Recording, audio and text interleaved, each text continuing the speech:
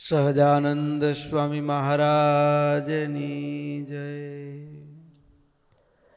ઈષ્ટદેવ પરમ આરાધ્ય અનંત કોટી બ્રહ્માંડાધિપતિ સર્વનિયંતા સર્વ અંતર્યામી ભગવાન સ્વામિનારાયણ એમના દિવ્ય ચરણ કમળ સાનિધ્યમાં ચોતરફ વીટળાઈને બેઠેલા અનંત અનંત અક્ષર મુક્તો, એમની જ પાવન સન્નિધિમાં અત્રે ઉપસ્થિત પૂજ્યપાદ બ્રહ્મનિષ્ઠ સંતો તેમજ કથાભિલાષી એવા બાળ યુવાન વૃદ્ધ સમસ્ત ભક્તો સર્વેને ભગવાન સ્વામિનારાયણની ભાવ સ્મૃતિએ સહિત સાદર જય સ્વામિનારાયણ.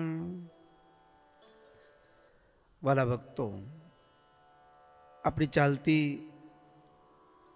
સાયંકાલીન નિત્ય શ્રીમદ સત્સંગી જીવન કથા ગંગા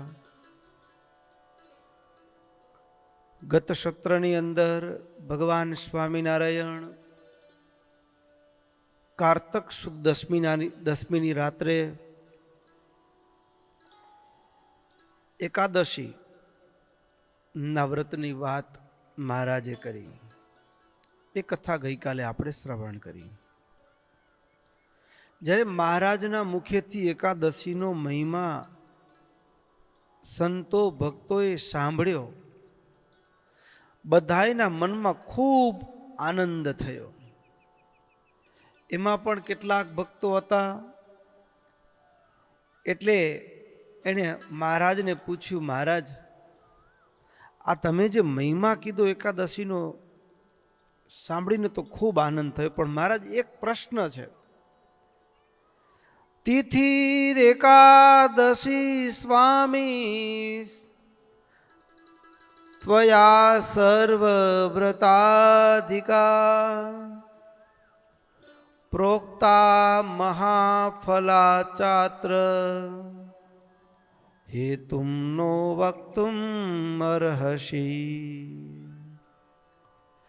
આ એકાદશી બીજા સર્વે વ્રતો કરતા અધિક ફળ આપનારી છે એમ તમે કીધું, એનું કારણ શું છે? એવું એકાદશી એનું કારણ શું છે એ અમને જણાવો. મહારાજ એકાદશીના મહિમા, એકાદશીની ફળશ્રુતિ, એની વિશેષતાની વાત, એનું કારણ મહારાજ કહેવા લાગ્યા છે. શ્રી નારાયણ મુનિર્વાચ મહાત્મસ્યાધિકસ્ત્વં તુ વિષ્ણોર્સંબંધતો નૃણાં સર્વેષાં જાયતે નૂનમ ઇતિ જાનિત સુરતાઃ. સૌથી પહેલી વાત તો એ કે જેને ભગવાનનો યોગ હોય, ભગવાનનો સંબંધ હોય, એ દરેક વસ્તુ ઉત્તમ હોય એ સ્વાભાવિક છે. એટલે આ અન્ય વ્રત કરતા આ વ્રત અધિક ચડિયાતું છે. એનું કોઈ કારણ હોય તો એક મુખ્ય કારણ એ કે ભગવાનના સંબંધ, વિષ્ણોહો સંબંધતો નૃણામ. હવે ભગવાનનો સંબંધ કેવી રીતે છે એકાદશીને? તો મહારાજ કે એના માટે તમને એકાદશીના ઉત્પન્ન, એકાદશી કેવી રીતે એનું સર્જન થયું એની કથા સંભળાવું છું, સાંભળો. કારણ કે આ એકાદશી છે ને ભગવાનના શરીરમાંથી ઉત્પન્ન થયેલી છે. સાક્ષાત શ્રી વાસુદેવસ્ય દેહ જત્વા તથાવરાત મહાત્મ્યમીદૃશમ તસ્યા યથા જાતમ તથા બ્રુવે. જેમ છે તેમ એક કથા મહારાજ કે હું તમને સંભળાવું છું, સાંભળો. આશીત પુરા કૃતયુગે નાડી જંગ બિદો સુર. મહારાજ કે પૂર્વ સતયુગની અંદર નાડીજંગ નામે એક અસુર, અને એ નાડીજંગ અને એ પાછો એનો એક દીકરો હતો. નાડીજંગ પોતે પણ એવો બળવાન હતો ને એનો દીકરો એ પણ એક એવો જ ઉદ્ધત અને એનું નામ મૂર હતું અને દાનવ કુળમાં જન્મ હતો એટલે મૂરદાનવ. હવે આ મૂરદાનવ ભક્તો માનો કે ન માનો, અહીંયા શાસ્ત્રનો જે ભાવ છે એ જાડી બુદ્ધિવાળા અસુરો હોય ને એ પણ મારા વાલા અમુક બાબતોને પામી જતા હોય.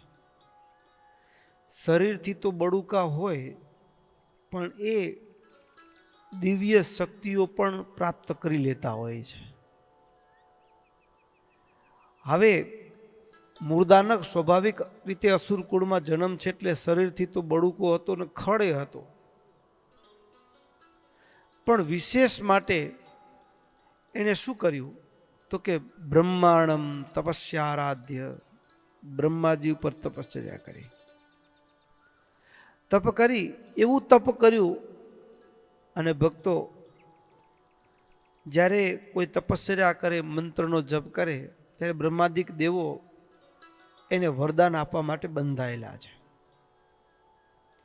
અમુક સંખ્યા, નિયત સંખ્યા સુધીના જપ થાય એટલે એ વરદાન આપવા માટે આવવું જ પડે. એટલે બ્રહ્માજીએ એને વરદાન માંગવા કહ્યું. તરત જ એને શું વર માગ્યો તો કે હું કોઈ દેવતાઓથી મરું નહીં. દેવતાઓ દ્વારા દેવૈ સર્વૈ અવધ્યત્વમ વરમ લેભે નિજેપ્સિતમ. મને કોઈ દેવ મારી શકે નહીં, બાકી માનવને તો હું પહોંચી વળું એમ છું. આવું વરદાન એને માંગ્યું. જેવું વરદાન મળ્યું ને એટલે હવે વરદાન હોય એટલે પૈસા હોય ને વાપરીની તો ન ચાલે ને, એટલે એને અવળ ચંડાઈ. એટલે એને પહેલો પ્રયોગ શરૂ કર્યો ને દેવતાઓને, જે દિક્પાળો ને દેવતાઓને બધાની સાથે યુદ્ધ કરવા માંડ્યું. બધાના સ્થાનો છીનવી લીધા, બધાના અધિકારો છીનવી લીધા. દિક્પાળોને હરાવી, એના સ્થાન, એના પદ છીનવી, એની સત્તા છીનવી લીધી. અને દિક્પાળોની જગ્યાએ અસુરોને અલગ અલગ સ્થાનના અધિકારી બનાવી દીધા, અલગ અલગ દિશાઓના અધિકારી બનાવી દીધા. બીજી બાજુ ઇન્દ્રાદિક દેવોને પણ મૂરદાનવે જીતી લીધા. અને નિસ્તેજ યુદ્ધમાં હરાયેલા એવા દેવતાઓ બધા એ ગુપ્ત રૂપમાં પકડાઈને જે નહીતર માર મારશે, ગુપ્ત રૂપમાં પૃથ્વી પર વિચરણ કરવા લાગ્યા. પણ દેવતાઓને વળતો વિચાર આવ્યો કે આમ ક્યાં સુધી ભટકતા રહેશું મૂરદાનવના ભયથી. એટલે નિસ્તેજ એવા દેવતાઓ બધા ભેગા મળી અને બ્રહ્માજી પાસે ગયા. અને બ્રહ્માજીને સાથે લઈ ભગવાન શંકર પાસે આવ્યા. બ્રહ્માજી, શંકર, દેવતાઓ બધા સાથે મળી ક્ષીરસાગરના કિનારે, ક્ષીરસાગરના કિનારે આવેલું એવું જે ભગવાનનું શ્વેતદીપ ધામ, અને ત્યાં શ્વેતદીપ વાસુદેવ ભગવાનને ત્યાં એ બધા આવ્યા છે. ક્ષીરસાગરના ઉત્તર કિનારે બધા જ એક ચૂપચાપ બેસી ભગવાનને રાજી કરવા માટે ઇન્દ્રિયોને વશ કરી, આહારનો ત્યાગ કરી અને ભગવાનને નામ સ્મરણ, વ્રત જપ કરવા લાગ્યા. એક પગે ઊભા રહીને દેવતાઓ બધાય નેત્ર મીચી તીવ્ર તપસ્યા કરવા લાગ્યા. એટલે તરત ભગવાન રાજી થયા. રાજી થયા, ભગવાને દર્શન આપ્યું. દર્શન આપ્યું એટલે તરત જ એ દેવતાઓની આંખમાં બોર બોર જેટલા આંસુ. દર્શન કરીને આનંદ થયો, પણ હૈયામાં દુઃખનું રજૂઆત કરવા માટે આવેલા. જેમ કોઈ સ્કૂલમાં છોકરાને કોઈએ માર્યું હોય અને પછી ઘરે આવીને માં પૂછે કેમ બેટા આજે ઉદાસ દેખાય છે, એટલે તરત જ છોકરો રડવાનું ચાલુ કરે કે મને આને માર્યું, આને માર્યું. એવી રીતે દેવતાઓ રડવા લાગ્યા પ્રભુની આગળ અને માંડીને વાત કરી, પ્રભુ પેલા મુર્દાનવે અમારા બધા જ સ્થાનો છીનવી લીધા છે, શું કરું? કંઈક અમારા ઉપર દયા કરો. અને જેમ એક માં એમ કહે કે એક બાપ એમ કહે કે જા, આવતીકાલે તારી સાથે સ્કૂલમાં હું ચાલીશ, તને મારનાર કોણ છે એને બરાબરનો દંડ આપીશ. એમ ભક્તો ભગવાન પણ દેવતાઓને સાંત્વના આપી અને કીધું કાંઈ વાંધો નહીં, હવે એનો સમય નજીક આવી ગયો છે એટલે ચોક્કસ એનો નાશ થશે. આ બાજુ આશ્વાસન મળ્યું, હૈયાધારણા મળી, વિશ્વાસ બેઠો કે હવે આપણે જીતશું, ભગવાને વરદાન આપ્યું છે ને. એટલે બધા દેવતાઓ પાછા ફર્યા અને તરત જ મુર્દાનવની રાજધાની એ ચંદ્રાવતી નદી, આ ચંદ્રાવતી પુરી એની પાસે આવી અને દેવતાઓએ એ ભગવાનની સાથે શંખનાદ કર્યો છે. અને શંખનાદ કર્યો, પાંચજન્યનો નાદ કર્યો પ્રભુએ, અને શંખનાદ થયો. મુર્દાનવની સાથે ભયંકર તુમુલ યુદ્ધ શરૂ થયું. અને ભક્તો યુદ્ધ થયું, પણ બન્યું કેવું યુદ્ધમાં? દેવતાઓ તો બધા મુર્દાનવનો માર ખાતા ખાતા દસે દિશાઓમાં ભાગી છૂટ્યા. હવે તો કેવળ સામે મુર્દાનવ, આ બાજુ ભગવાન, અને સુદર્શન ચક્રથી પણ ભગવાન યુદ્ધ કરી રહ્યા છે. ભયંકર યુદ્ધ ભગવાનની સાથે યુદ્ધ કરતા કરતા એ 1000 વર્ષ વીતી ગયા. કેટલો ભયંકર એ મુર્દાનવ હશે કે ભગવાનને સ્વયં સુદર્શન ચક્ર વડે પણ યુદ્ધ કરતા કરતા 1000 વર્ષ વીતી ગયા. છતાં ભગવાન પણ એ મુર્દાનવની આગળ જાણે કે એ ઓછા પડતા હોય એવું લાગે. પણ ભક્તો આ તો ભગવાનની લીલા છે. બન્યું એવું કે ભગવાન જેમ ભાગવત સામે દ્રષ્ટિ કરી અને ભગવાન એ કાળ યવનથી બચવા માટે ભગવાન ભાગે, એમ અહીં કને મુર્દાનવની નજર ચૂકાવી પ્રભુ ત્યાંથી નીકળી ગયા. અને નીકળી ગયા તો ક્યાં ગયા?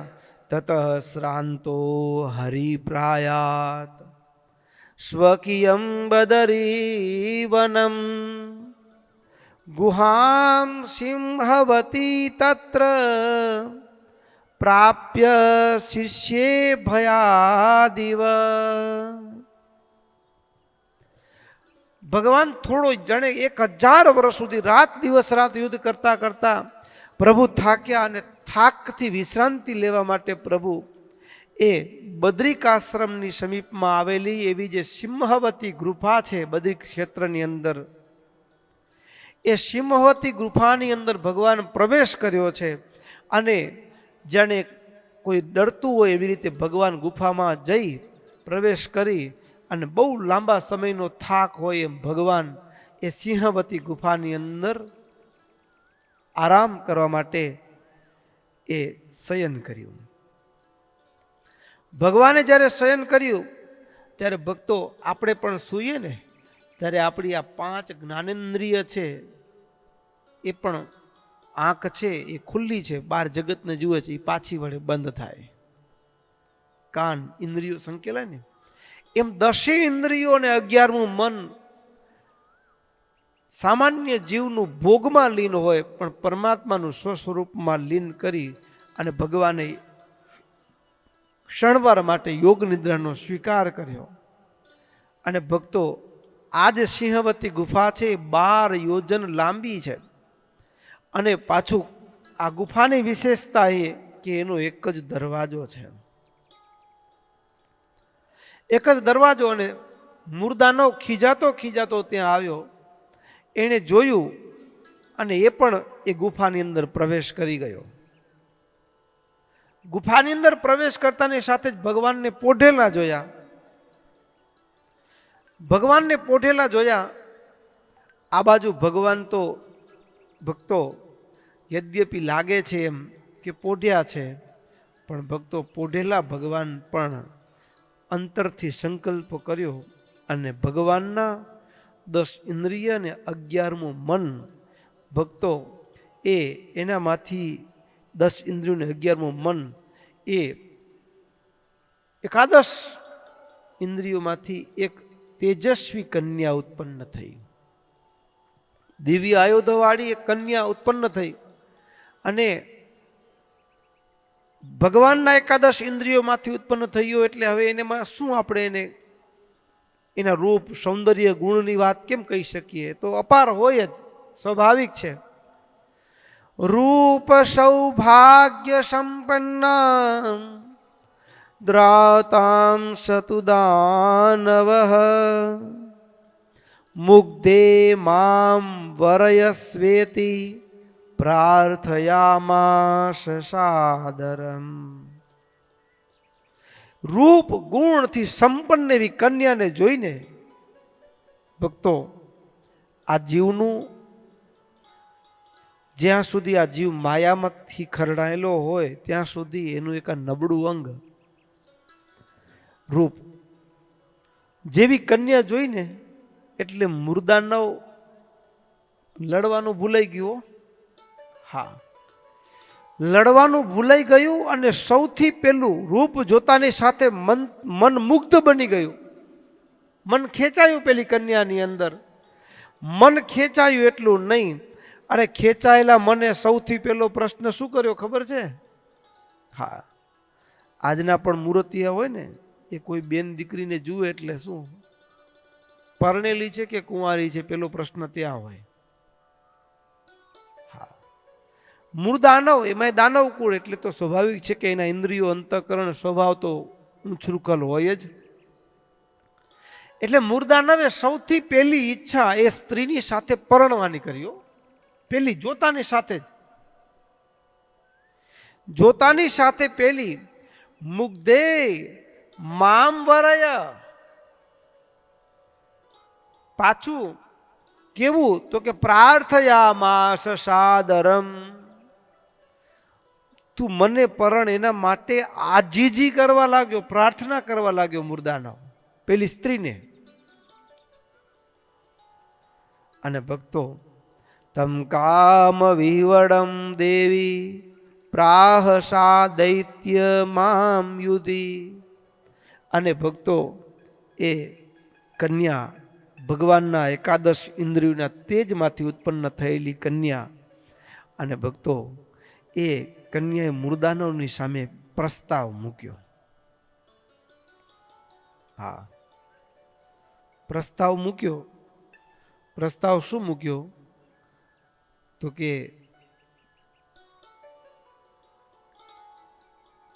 એક મારું નિયમ છે, મારું નિયમ છે કે હું વરું તને, મને મંજૂર છે, પણ મારું નિયમ છે. મૂર્દાનો તો એટલું બધું ઘેલો થઈ ગયેલો ને, બધા નિયમ મંજૂર છે, એટલે કે મળતી ન હોય ને પછી તમે જેમ કહેશો એમ. હા, જે રણ સંગ્રામમાં મને જે જીતે એને હું પરણું છું. પણ મૂર્દાનવ ભક્તો કામ છે ને, કામ જ્યારે કોઈ પણ દોષનો વેગ હોય ત્યારે મનસ્થિતિ કેવી હોય તો કે મન મોહથી અંધ બન્યું હોય. અરે લડાઈ કરવાની વાત છે, જીતે તો બે માંથી એક મરાય તો પછી લગ્નનો ક્યાં મતલબ રહ્યો? જીતવાની વાત આવી, બે માંથી કોઈ એક મરાવાનું છે, યુદ્ધ થશે તો હવે જીત્યા પછી પામવાનું કોને? પણ મોહ છે એ વિવેકના દરવાજા બંધ કરી દીધા હોય ત્યારે માણસે જીવે. અને વાત મૂર્દાનવની નથી, આ જીવ માત્રની વાત છે, જીવ માત્રની વાત છે. અને ભક્તો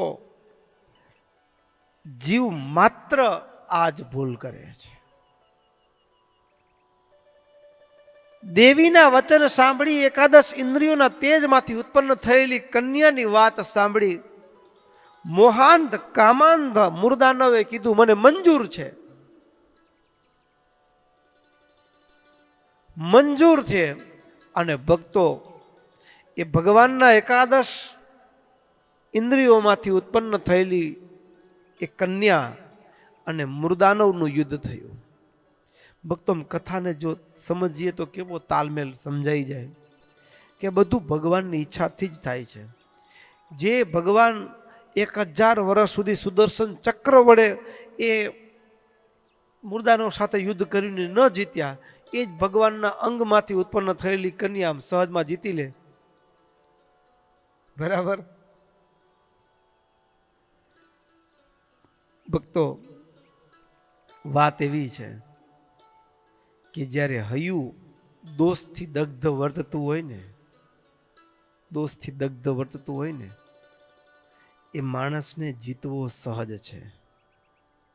એ માણસને જીતવો સહજ છે દોષથી દગ્ધ વર્તતું હોય ત્યારે. કારણ કે એ વ્યક્તિઓ પ્રથમથી જ દોષોથી હરાયેલો છે, એટલે એને જીતવામાં બહુ ઝાઝો પ્રયાસ પડતો નથી. જે કામ, ક્રોધ, લોભ, સ્વાદ, સ્નેહ, દેહાભિમાન આ દોષથી જે વ્યક્તિ દગ્ધ વર્તતો હોય એ પ્રથમથી જ દોષોથી હરાયેલો છે, એટલે હારેલાને હરાવવો એમાં જાજી મહેનત પડે નહીં. હારેલાને હરાવવાનો છે. મૂળદાનવ પ્રથમથી જ કામથી વિવળ થયો, એટલે કામની આગળ હારી ચૂક્યો છે અને હવે એને હરાવવાનો છે. એકાદશ ઇન્દ્રિયોમાંથી ઉત્પન્ન થયેલી કન્યા, અરે રમતવારની અંદર તો કન્યાએ એ, કારણ કે મૂળદાનવ એ ઘા મારે ને, પ્રહાર કરે ને, ત્યારે એનું મન ક્યાં હોય તો કે કન્યાને પામવું છે, એટલે એવો ઘા કેમ મારી શકે કે મૃત્યુ પામે? મારી શકે ઘા એવો? મૃત્યુ પામે તો મરવાનું કોને? એટલે એના ઘામાં પણ શું હોય? દોષ હોવાના કારણે એનો ઘા મોડો હોય. ઘા મારે તલવારનો, પણ ઘા કેવો હોય તો કે મોડો હોય. અને સામે પક્ષે એ ભગવાનના એકાદશ ઇન્દ્રિયોમાંથી ઉત્પન્ન થયેલ કન્યા એ રમતવારની અંદર એ મૂળદાનવનું માથું તલવારથી કાપી નાખ્યું. મૂળદાનવનું માથું તલવારથી કપાયું અને ભગવાને નેત્રો ખોલ્યા. ભગવાને નેત્રો ખોલ્યા એટલે પ્રભુએ પૂછ્યું, ભાઈ, મારા પ્રભુએ પૂછ્યું, કન્યાને જોતા અને મૂળદાનવનું માથું કપાયેલું જોયું એટલે પૂછ્યું, આપ કોણ છો? આપ કોણ છો? આ પૂછ્યું એટલે એ કન્યાએ ઉત્તર આપ્યો, હું આપના એકાદશ ઇન્દ્રિયોમાંથી ઉત્પન્ન થઈ છું, આપના જ તેજમાંથી ઉત્પન્ન થઈ છું. બીજું વાત રહી નામઠામની, તો તમારા એકાદશ ઇન્દ્રિયોમાંથી ઉત્પન્ન થઈ છું એટલે મારું નામ એકાદશી છે. તમારા તપના તેજમાંથી પ્રગટ થઈ છું એટલે હું તપસ્વીની છું. અને જે આટલી વાત કરી, દૈત્યો, અસુરો, મોટા પાપ, એનો નાશ કરવા માટે મારું સર્જન થયું છે. ભગવાન રાજી થયા. રાજી થઈ અને એને વરદાન માંગવાનું કીધું. એ વાતને ભક્તો કીર્તનના રૂપમાં સાંભળીએ. અદ્ભુત ભૂમાનંદ સ્વામીનું પદ છે. એક એક શબ્દોને ધારણ કરીએ તો આખી કથા, આ મૂળદાનવની આખી કથા, આપણે બીજું પદ લઈએ છીએ, પ્રથમ પદની અંદર પણ આખી કથા છે, પણ બીજા પદની અંદર ભગવાન જ્યારે એ ભગવાનના જ એકાદશ અંગમાંથી ઉત્પન્ન થયેલી કન્યા પ્રત્યે જે ઇનામ માંગવાનું કીધું મૂળદાનવના વધનું, અને ત્યારે એને શું માગ્યું છે સાંભળીએ શબ્દોમાં. પછી બોલિયા સુંદર શ્યામ સુંદરી સંગે રે, પછી બોલ્યા સુંદર શ્યામ સુંદરી સંગે રે, માગો વર આપુઈ નામ અતિ ઉમંગે રે માગો વર આપુઈ નામ અતિ ઉમંગે રે પછી બોલિયા સુંદર શ્યામ સુંદરી સંગે રે માગ્યો વર માનિનીએ જોડી જીવનને હાથ મારા વ્રતને દિવસે અન્ન ન જામે પીવે પાત સુંદરી સંગે રે પછી બોલ્યા સુંદર શ્યામ સુંદરી સંગે રે ઇન્દ્રિય 11 ઉપની માટે એકાદશી ના ઇન્દ્રિય 11 ઉપની માટે એકાદશી ના તપસ્વી છું તે કારણે તપસ્વી છું તે કારણે મારું વ્રત કરે નિષ્કામ સુંદરી સંગે રે પછી બોલ્યા સુંદર શ્યામ સુંદરી સંગે રે માગો વર આપુઈ નામ અતિ ઉમંગે રે પછી બોલ્યા સુંદર શ્યામ સુંદરી સંગે રે મન સહિત ઇન્દ્રિયું રે કહેવાય જે અજ્ઞાન મન સહિત ઇન્દ્રિયું રે કહાવે જે અજ્ઞાન મારા વ્રતને દિવસે મારા વ્રતને દિવસે એને કરવા ન દેવો યાર સુંદરી સંગે રે એને કરવા ન દેવો યાર સુંદરી સંગે રે પછી બોલિયા સુંદર શ્યામ સુંદરી સંગે રે પંચ વિષયને પર હરી રહે તજી ક્રોધ ને કામ એ પંચ વિષયને પર હરી રહે તજી ક્રોધ ને કામ વ્રત કરે તેની ઉપરે વ્રત કરે તેની ઉપરે રીજો ભૂમાનંદનો નાથ સુંદરી સંગે રે રીજો ભૂમાનંદનો નાથ સુંદરી સંગે રે પછી બોલિયા સુંદર શ્યામ સુંદરી સંગે રે માગો વર આપુઈ નામ હે માગો વર આપુઈ નામ અતિ ઉમંગે રે પછી બોલિયા સુંદર શ્યામ સુંદરી સંગે રે પછી બોલિયા સુંદર શ્યામ સુંદરી સંગે રે માગો વર આપુઈ નામ અતિ ઉમંગે રે માગો વર આપુઈ નામ અતિ ઉમંગે રે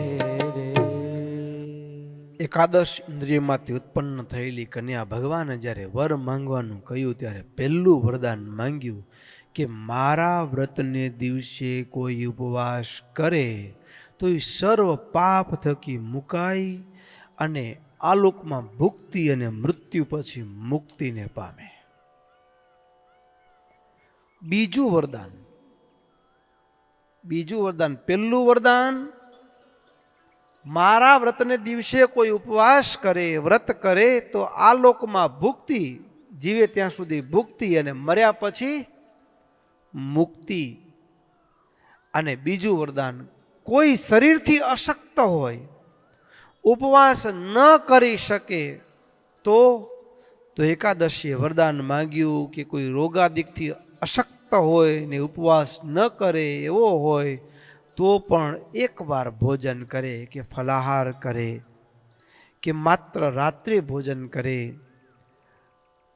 આવું કરવાનું તો પણ એના બધા મનોરથ પૂર્ણ થાય. આપણે આમાં બધા ફિટ થઈ જાય પોતાની મેળે. હા, આપણે એમ થતું હતું પેલા વિચાર આવતો કે આપણે બધા બીમાર કેમ પડતા હશે. એમ બીમાર પડવાનું કારણ શું ખબર છે? બીમારી આપણે, કારણ કે શાસ્ત્રમાં જે શબ્દોનો પ્રયોગ છે ને એ પોતાને એ આસક્તિના ભાવને પૂર્ણ કરવા માટે. હવે અહીંયા રોગાદિક આપતકાળમાં જે નિયમ પાડવાનું હોય ને એ આપણે ભૂખના કારણે પાડ્યો એટલે હવે રોગ ભગવાન દેવો પડે ને પાછો. કારણ કે કીધું કે રોગાદિક આપતકાળનો નિયમ પાડવો છે, બરાબર, એ ઠાકોરજી પછી એની વ્યવસ્થા કરે દર્દની. માંગ્યું એનો નિયમ પાડી લીધો હતી.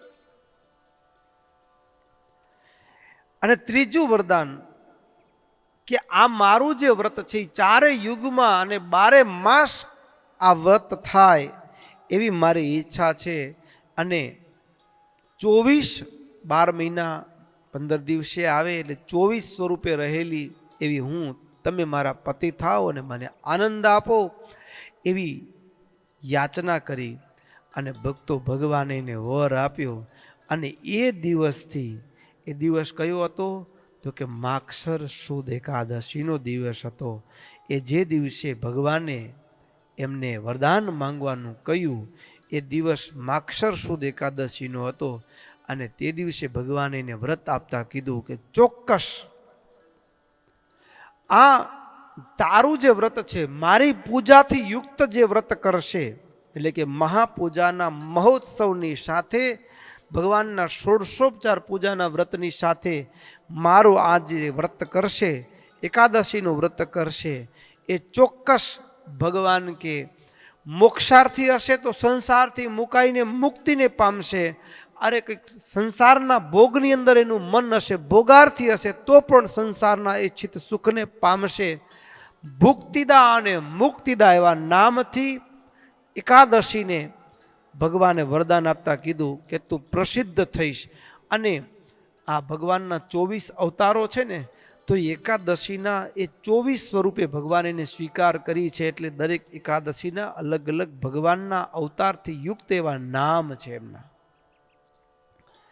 અને આટલું જે કીધું ભગવાને, અને પોતે ભગવાન પણ એ દિવસથી 12 માસની અંદર એકાદશીની પ્રવૃત્તિ કરી અને ભગવાન એ પાછા ક્ષીરસાગરને વિશે એ સીધાવી ગયા, પોતાના ધામમાં સીધાવી ગયા.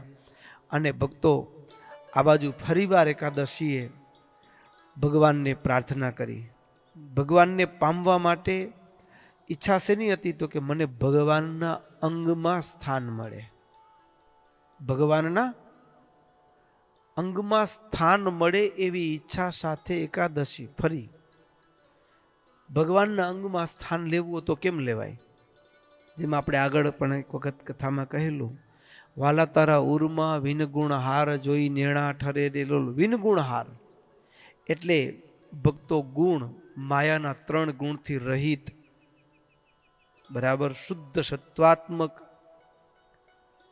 3 અવસ્થાથી પર 3 ગુણોથી રહિત થઈ એવો જે નિર્ગુણ ભાવને પામેલો ભગવાનનો ભક્ત મુક્ત છે, એ ભગવાનના એક એક અંગનું કંઠાદિકનું આભૂષણ બની ભગવાનની સેવામાં પ્રસ્તુત થઈ જાય. એકાદશીએ પણ ભગવાનના અંગમાં સ્થાન માગ્યું. જે વિનગુણ હારની વાત હતી ને, અંગમાં સ્થાન માગ્યું. હવે એ પણ શું કર્યું તો કે ભગવાન વરદાન આપીને જતા રહ્યા ધામમાં. એટલે ભગવાનના અંગમાં સ્થાન પામવા માટે એકાદશીએ ફરીવાર તપશ્ચર્યા કરવાની શરૂઆત કરી. 100 વર્ષ સુધી ઉગ્ર તપશ્ચર્યા કરી અને ફરી ભગવાન રાજી થઈ અને દર્શન આપ્યું, વરદાન માંગવાનું કીધું. એટલે કીધું કે પ્રભુ, મારી એક જ ઈચ્છા છે, જેમ લક્ષ્મીજીને તમે તમારા અંગમાં સ્થાન આપ્યું છે, જેમ લક્ષ્મીજી એ તમારા અંગમાં સ્થાન આપ્યું છે, હૃદય કમળ વક્ષ સ્થળની અંદર, એ મને પણ ક્યાંક તમારા અંગમાં સ્થાન આપો. ત્યારે ભગવાન હસતા હસતા કહે, દેવી, જો આ કીર્તિ જે નીચેનો ભાગ છે ને એ ગરુડજીએ પોતાનો અનામત કરી રાખ્યો છે.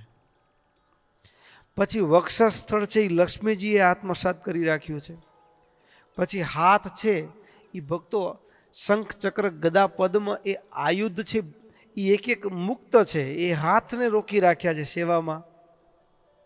ત્યાંય આવી ગયા છે, ધારણ કરી લીધો છે એક એક અંગમાં એક એક સેવક.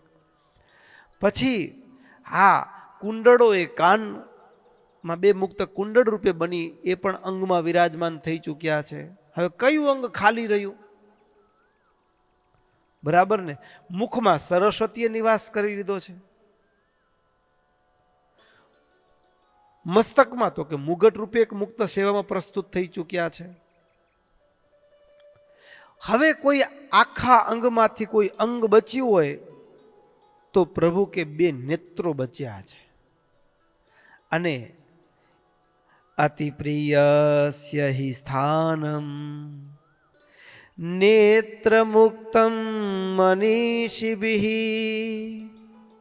લક્ષ્મ્યા અતિ પ્રિયાશી ત્વમતો નેત્રે નિવાસયે. લક્ષ્મીજીની પેઠે તમે પણ અમને બહુ વાલા છો દેવી, એટલા માટે આજથી હું તમને મારા બંને નેત્રોમાં વાસ આપું છું. અદ્યસ્ય અષાઢ માસસ્ય શુક્લા એકાદશી તિથિ ઇત આરભ્ય મન્નેત્રે માસાસ્ત્વમ ચતુરો વર્ષ. 4 મહિના સુધી ભગવાન એકાદશીને નેત્રમાં, ચાતુર્માસમાં ભગવાન નેત્રમાં સ્થાન આપ્યું છે એકાદશીને. આજે એકાદશી અષાઢ સુદ એકાદશીની તિથિ છે, એટલે આજથી આરંભીને 4 મહિના સુધી તને મારા નેત્રમાં નિવાસ કરીને રહેવું. અને આ 4 મહિના હું ક્ષીરસાગરમાં શયન કરું ત્યારે મારા નેત્રમાં બિરાજમાન રહેવાનું. હું યોગ નિંદ્રામાં હોઉં પણ તારે મારા નેત્રમાં રહેવું. અને મારા વિયોગમાં મારા દર્શન પામવા માટે જે ભક્તો તપ કરતા હોય અને એ બધા ભક્તો ઉપર તારે નજર રાખવાની, મીઠી નજર, એના ઉપર કૃપા વરસાવવાની.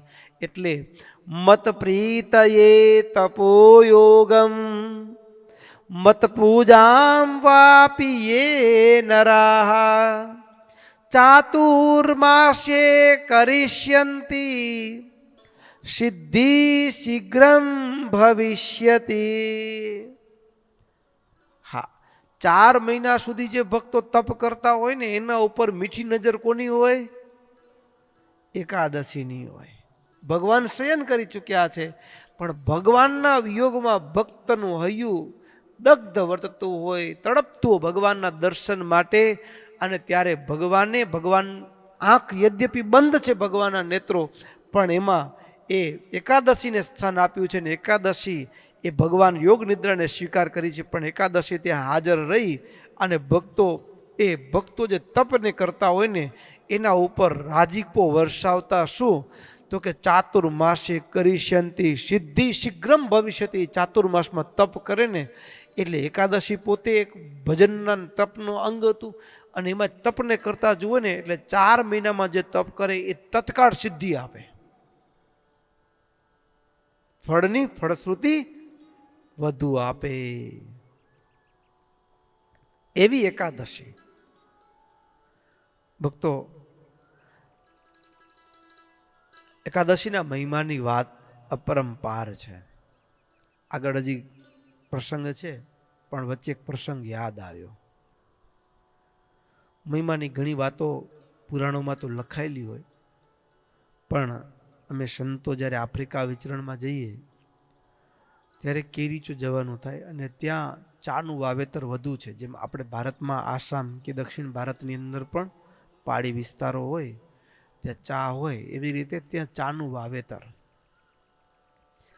ત્યાં કેરીચો જવાનું થાય એમાં પરેશભાઈ હવે તો કેરીચોની અંદર નાનું મંદિર બની ગયું, સંતોનો હૃદયનો ભાવ આશીર્વાદ ભળ્યા અને ભક્તોનો આર્થિક સહયોગ ને બધું સાથે થયું અને મંદિર બની ગયું. પણ આના પહેલાં પરેશભાઈના ઘરમાં મંદિર અદ્ભુત દર્શન કરવા જેવું છે. વડતાલની બાજુનું ગામ છે, ત્યાંના છે હરિભગત પટેલ, અને એ પરેશભાઈ એના ઘરે જ્યારે આજથી 8 વર્ષ પહેલાં જવાનું થયેલું ને ત્યારે એના ઘરે ઉતારો હતો અને એમાં સવારે એનો ગેટકીપર ઓયાંગો, મારી પાસે આજે પણ નંબર છે એના, ઓયાંગો એનું નામ, અને એના કપાળમાં હાઈ ક્લાસ તિલક ચાંદલો જોયો, કંઠમાં કંઠી જોઈ અને એમ ગાડી સાફ કરતો હતો એટલે આપણે તૂટલી ફૂટલી બાવાછાપ હિન્દી હોય ને, પાછળ હે લાગે એટલે હિન્દી બની જાય એવી તૂટલી ફૂટલી ઇંગ્લિશમાં પૂછ્યું, વોટ ઇઝ ધીસ? તે કંઠી પહેરી છે તો ડુ યુ નો અબાઉટ? અને આ કંઠી વિશે કંઈ ખબર છે કે નથી? એમ તો શું કામ પહેરી છે? તો પોતે એકદમ જાણે જિજ્ઞાસુ એમ કંઈ બોલ્યો નહીં. એટલે આપણે તો આદત હોય ને સાધુ એટલે પ્રવચન કરવાની, એટલે એમ તૂટી ફૂટી ઇંગ્લિશમાં ચાલુ કર્યું અને એમાં બાજુમાં તુલસીનો ક્યારો હતો એટલે પૂછ્યું, do you know about holy plant? યા થોડું આમ. પછી કંઠીની વાત હતી એટલે વળી પંચવર્તમાન ઉપર થોડીક વાત કરી. પંચવર્તમાન ઉપર વાત કરી એટલે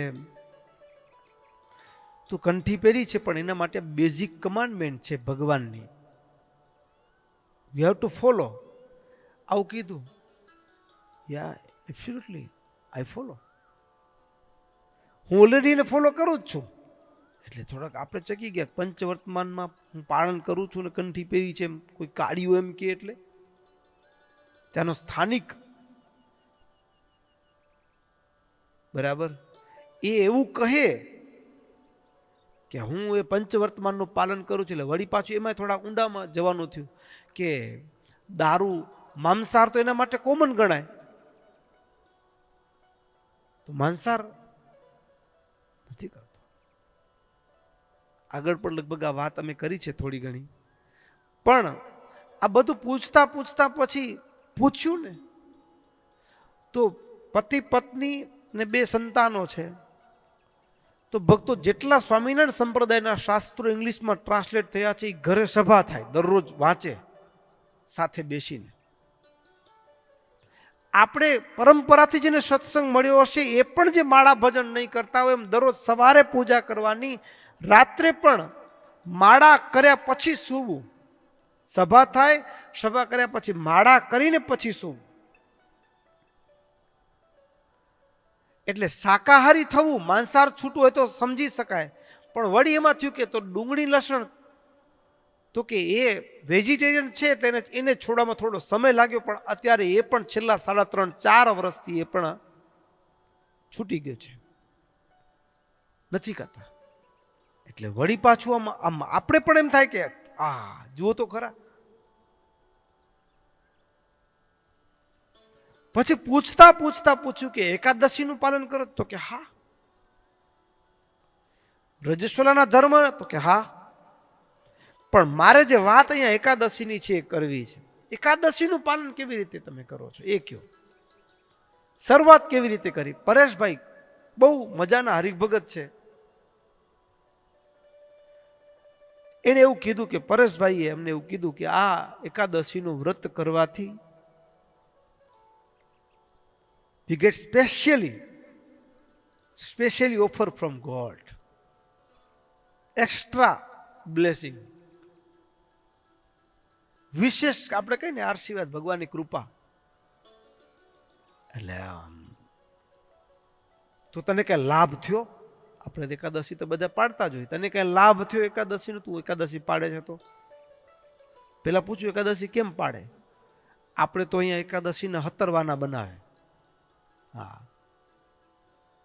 પણ એકાદશી કેવળ બટાકું કે ટમેટું બાફીને જમવાનું, એના સિવાય બીજું કઈ નહીં હો.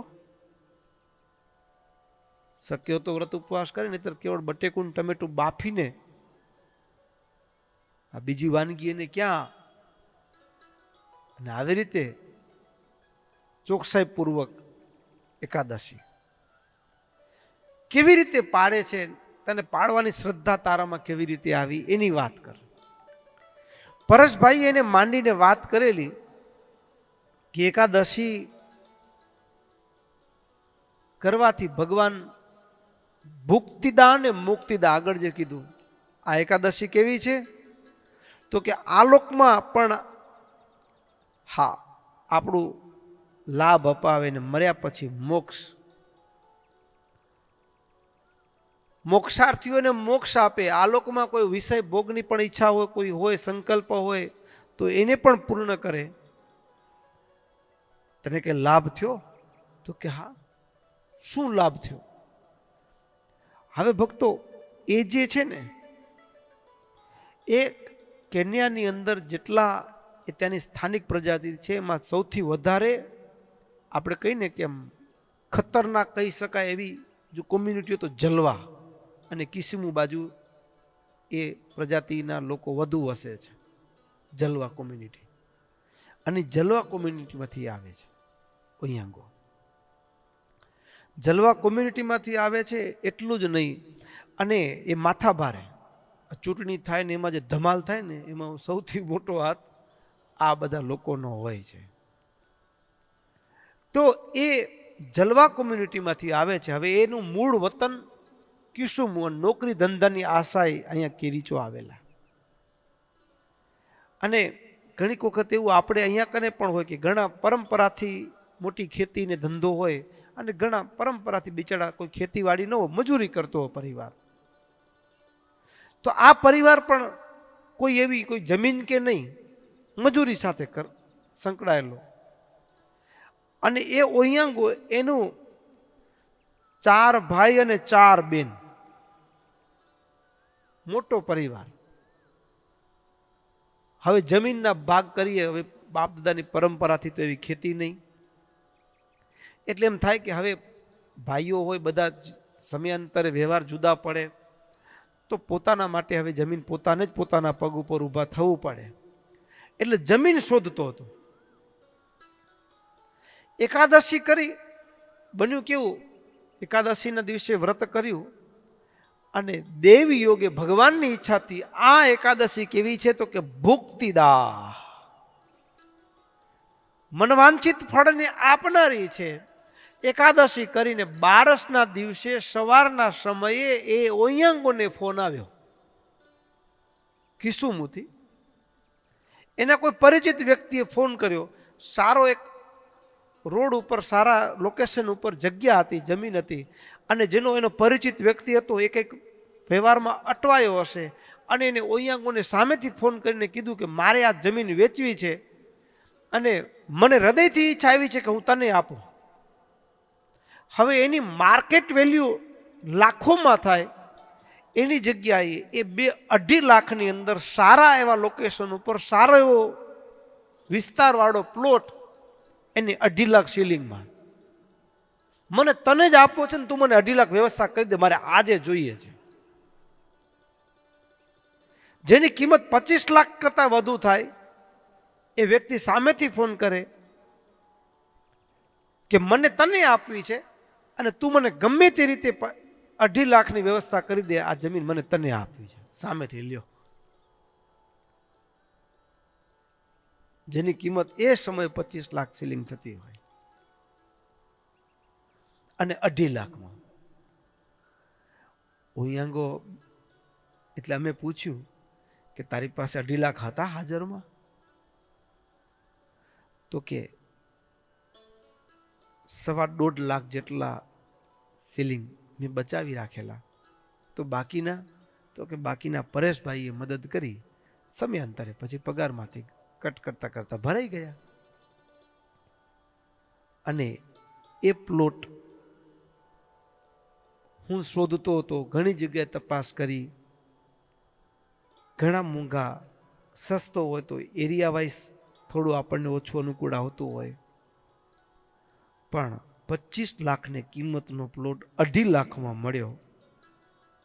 એ મને પ્રાપ્ત થયું. ભુક્તિદા એકાદશી છે. આલોકમાં પણ આપણા ભાવને, સંકલ્પને પૂર્ણ કરનારી છે એકાદશી. ઉયાંગો. અમને આજે પણ એનો ચહેરો યાદ છે. હજી અમે એને પૂછ્યું હતું એ. તો ભક્તો, એવું એકાદશીનું વ્રત, એની હજી વિશેષ વાતો મહારાજ આગળ કરી છે, એ આપણે આગળના સત્રમાં સાંભળશું. અહીંયા કથાને વિરામ કરીએ. બોલો સ્વામિનારાયણ ભગવાનની જય. શ્રીપતિમ શ્રીધરમ સર્વદેવીશ્વરમ ભક્તિધર્માત્મજં વાસુદેવમ હરે માધવમ કેશવમ કામદં કારણ સ્વામિનારાયણમ નીલકંઠમ ભજે. સ્વામિનારાયણ નારાયણ નારાયણ સ્વામિનારાયણ નારાયણ નારાયણ સ્વામિનારાયણ નારાયણ નારાયણ સ્વામિનારાયણ નારાયણ નારાયણ સ્વામિનારાયણ નારાયણ નારાયણ સ્વામિનારાયણ નારાયણ નારાયણ સ્વામિનારાયણ નારાયણ નારાયણ સ્વામિનારાયણ નારાયણ નારાયણ સ્વામિનારાયણ નારાયણ નારાયણ સ્વામિનારાયણ નારાયણ નારાયણ સ્વામિનારાયણ નારાયણ નારાયણ સ્વામિનારાયણ નારાયણ નારાયણ સ્વામિનારાયણ નારાયણ નારાયણ સ્વામિનારાયણ નારાયણ નારાયણ સ્વામિનારાયણ નારાયણ નારાયણ સ્વામિનારાયણ નારાયણ નારાયણ સ્વામિનારાયણ નારાયણ નારાયણ સ્વામિનારાયણ નારાયણ નારાયણ. હો સ્વામિનારાયણ સ્વામિનારાયણ સ્વામિનારાયણ સ્વામિનારાયણ સ્વામિનારાયણ સ્વામિનારાયણ સ્વામિનારાયણ સ્વામિનારાયણ સ્વામિનારાયણ સ્વામિનારાયણ સ્વામિનારાયણ સ્વામિનારાયણ નારાયણ નારાયણ નારાયણ સ્વામિનારાયણ નારાયણ નારાયણ સ્વામિનારાયણ નારાયણ નારાયણ સ્વામિનારાયણ નારાયણ નારાયણ સ્વામિનારાયણ નારાયણ નારાયણ સ્વામિનારાયણ નારાયણ નારાયણ સ્વામિનારાયણ નારાયણ નારાયણ સ્વામિનારાયણ નારાયણ નારાયણ સ્વામિનારાયણ નારાયણ નારાયણ સ્વામિનારાયણ નારાયણ નારાયણ સ્વામિનારાયણ નારાયણ નારાયણ સ્વામિનારાયણ નારાયણ નારાયણ સ્વામિનારાયણ નારાયણ નારાયણ સ્વામિનારાયણ નારાયણ નારાયણ સ્વામિનારાયણ નારાયણ નારાયણ સ્વામિનારાયણ નારાયણ નારાયણ સ્વામિનારાયણ નારાયણ નારાયણ.